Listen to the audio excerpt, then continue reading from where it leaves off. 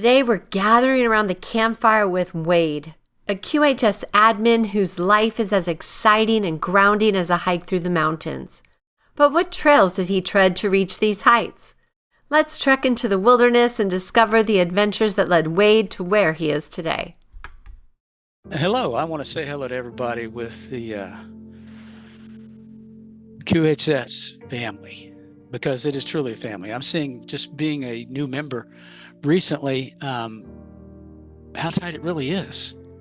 Everybody's doing something. Everybody's a part of it. So my name's Wade, and I find this a great honor to be a part of joining with this team. I'm going to give you a little background on me, a little history, and hopefully it'll mean something to you as I give my prequel. When we talk about families, I was born in Hampton, Virginia. I'm a military brat. During the Vietnam War, I tried to get in every form of service, but due to football injuries, they 4F'd me. I found it kind of humorous when Captain America came out. He was a scrawny little kid. I was not scrawny. I was a big boy, 195, 6 foot tall and ripped, and they wouldn't let me in. I was kind of upset because all of my friends were going in because we were all military or farmers. And I guess it was destined because I lost over half my graduating class in Vietnam. Went on to school, went to NASA to become an engineer, and decided that really wasn't what I wanted.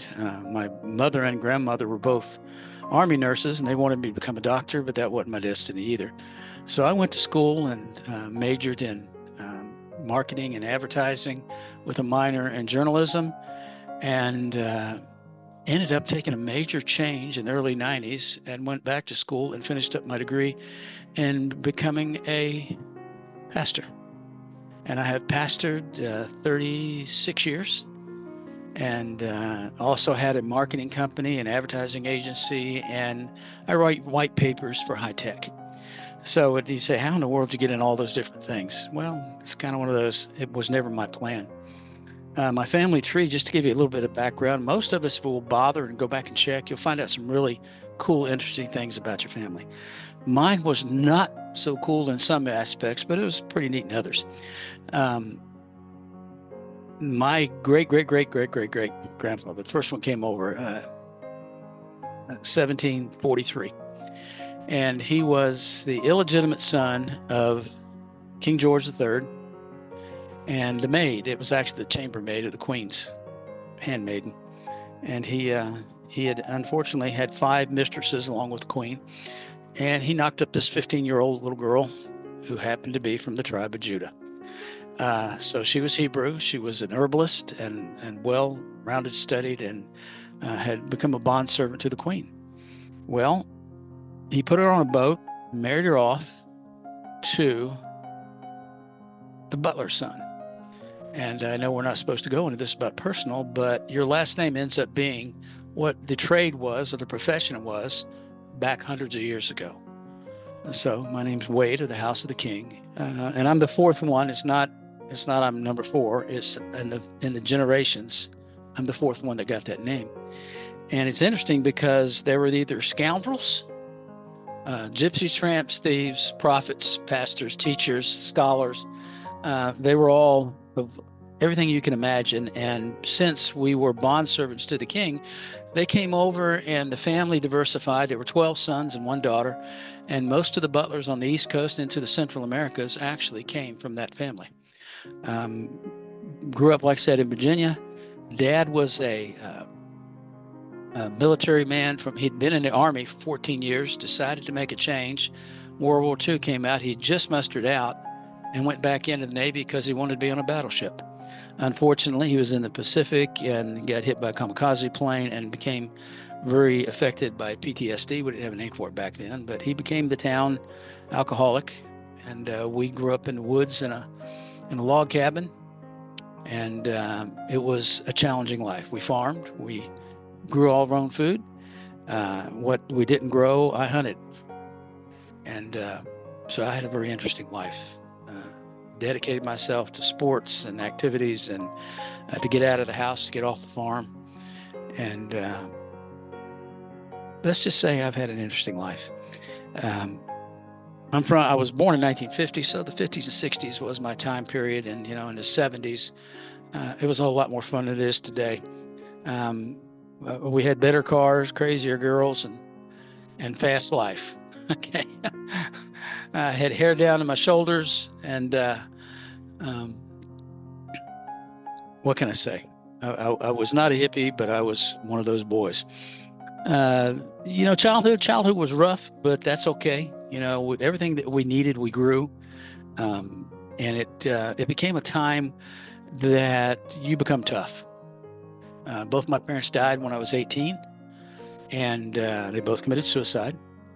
My mother had cancer and couldn't fight it anymore. We didn't have the money to really get medical care.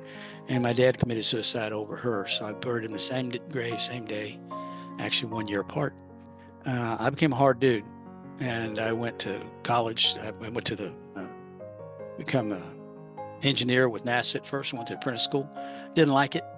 I'd already attended night school for a year while I was in high school. I took college courses at night, and went on to work in marketing and advertising and journalism. And I've had a good career. Married my first wife. She was the base commander at Langley's daughter. Got married in the chapel, and she went on to get a medical career, and I went on in marketing and sales, and traveled all the time. Unfortunately, with that, often people end up going separate ways, and I did. And I met my current wife at a trade show, and I was awestruck. I couldn't even talk, which is not usual for me. But there was this tall, long-legged, auburn-haired gal that from Texas, and I moved to Texas as fast as I could. And that's the saying down here, and that's the truth. We've been married 47 years, have 2 wonderful, intelligent, beautiful children and 4 grandchildren, and it's been a good life.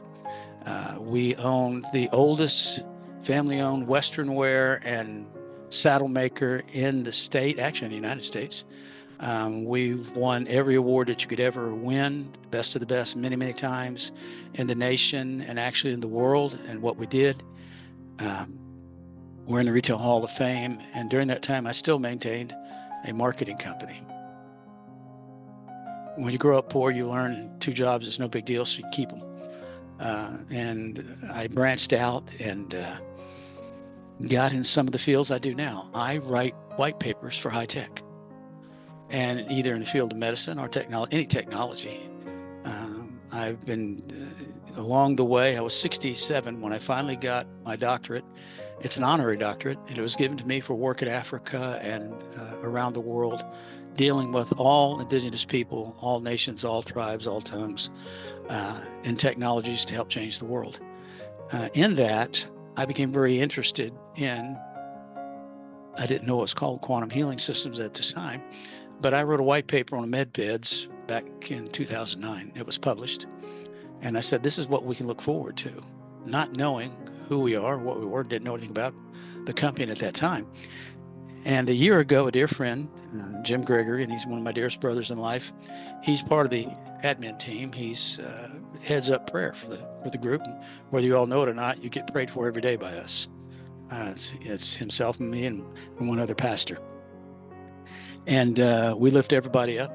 We do it regularly because of the importance of what God's doing with this work and the power of what we are seeing. When I had the opportunity to meet Cynthia, it was truly an honor and a blessing. At that time, we knew nothing about each other, and we started learning along the way. And when the opportunity presented itself, I asked her several months ago, I said, if you have a meeting and there's a slot where somebody doesn't come, please invite me. And she did.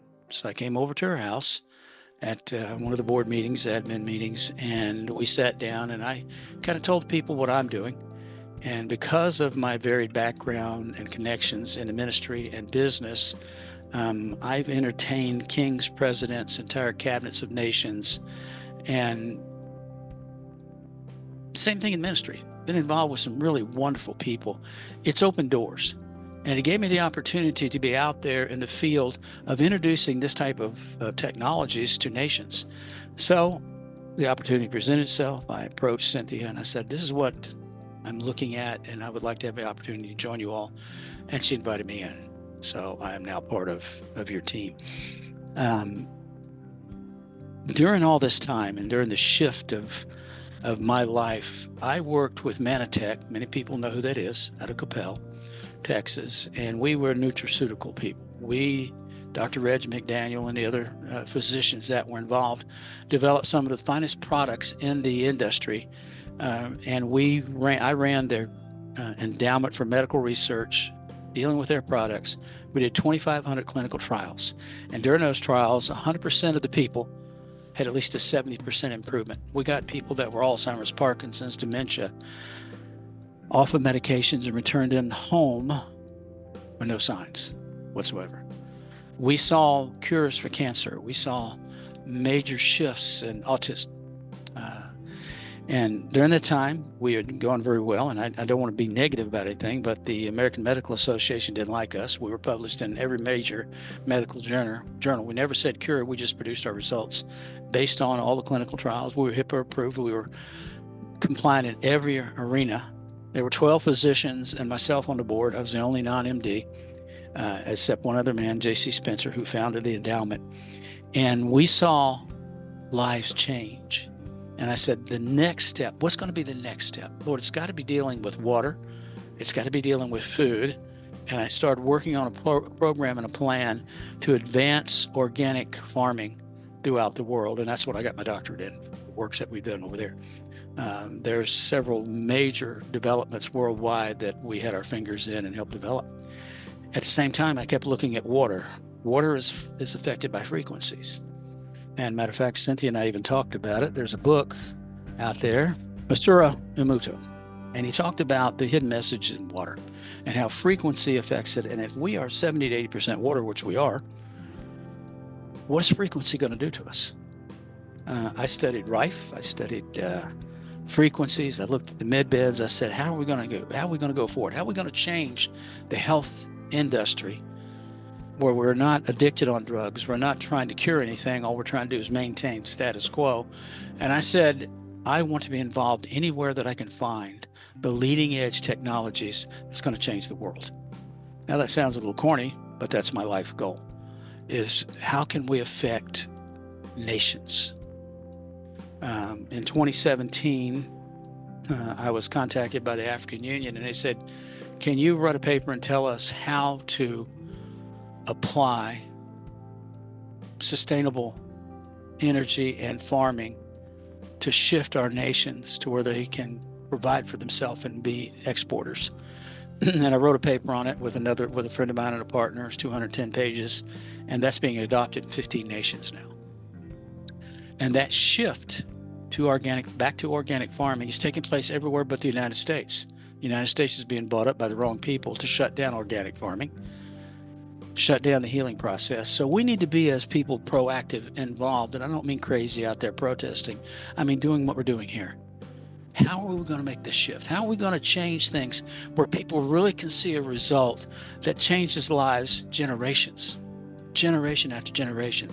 I want to leave legacies for everyone. I want everyone that's involved with us to look back and say, my grandkids now are going to have a chance. My great-grandkids. We made a difference. We shifted everything from the status quo to what God wanted to do, to restore the world, to restore the people to what his ultimate plan was. His kingdom here on earth, to advance the kingdom of God, to advance mankind, where we care more about each other than we care about profits, we care about wars, we care about controlling people. That the shift is going to make a difference where we actually are part of the change factor. And in that, we're going to go forward and we're going to change people through nutrition. We're going to see people get healthy that had no chance. I've seen it. I've literally been in third world countries and seen things through prayer that most people will never get to see because they don't go to those places. I've seen cancers fall out of people. I've seen arms and legs grow back out that were deformed. At the same time, I said, Lord, it's not happening in the United States. What do we have to do? And he says, you're going to have to change the paradigm. People are going to have to change how they eat, what they put in their bodies, how they think, how they process. And you're going to have to use the knowledge that I have. Well, the word talks about in the end times, knowledge is going to greatly increase. Well, guess what? We're there. And this company is there. And this company is going to make a difference. It's going to shift the entire world. Look at what's happened. What little material that we can give you on that, they've had to be underground. They've had to do everything behind closed doors because the governments and the associations that we're going against don't want us. So we're going to have to do it a step at a time. You're going to have to pay attention to your NDAs. You're going to have to pay attention to what the next step is. And you yourself are going to have to be healed. Okay? Because your healing is going to go to the next person. And we're going to see nations shift. It's going to happen very fast once things get going. And we're at that door. You take a look at the bracelet, you take a look at the medallion, you take a look at the watch, and even the wave, the equipment that we have already is making a difference. I broke my back, had major spinal injuries. It's hard to talk about. One doctor said I'd be dead by January last year. The other one said I'd be a paraplegic. I went, nah, I got things to do. I've already seen the future. I know what it looks like. I know what I'm going to be doing. There'd been a prophecy given me that I had to do 4 things. And those 4 things required me going through certain doors, doing certain accomplishments. And it was 5 of them. And I'd been through 4 of them. And I was waiting for the technology. And it was the technology they said had been locked away. It was hidden. And they said, but you're going to go through that door and you're going to walk out healed. And you're going to walk out and you're going to help change things for everybody. I believe this is the door. Not just for me, but for anybody that gets involved. When I look at things, just with what I've had, I went from wheelchair to walker to cane. And I'm getting there. And I no longer have any pain. I attributed a lot of that. First of all, I want to give my Lord and Savior credit. But then I attributed also to our equipment and what we have. And I just had probably the weakest thing that we've got. And it's made a difference. Do I expect to be totally restored? Absolutely. I've already seen myself restored. I'm looking forward to our next steps because our next steps are light years ahead of time. We're 100 years ahead of any place. You're going to hear people talk about they've got med beds, they've got this, they've got that. I've looked at them. I'm a researcher. I already talked to the boss about it. And I said, Cynthia, they're doing this, this, and this. And she says, not worth talking about. And then I furthered my research and I went, oh, they really don't have anything. Okay. They're mimics. They're people out there, charlatans. I said, what we have is real. Dr. A is real. Where we're going is real. All I can tell you is get on the train. It's going to be a great ride. Thank you for your time. Listen to me, and I look forward to working all of you. We're out for an adventure. You need to be a part of it. Thank you. Join us on the Prequel, where every story matters and every voice is heard. Because here at QHS, we're all about healing, learning, and growing together.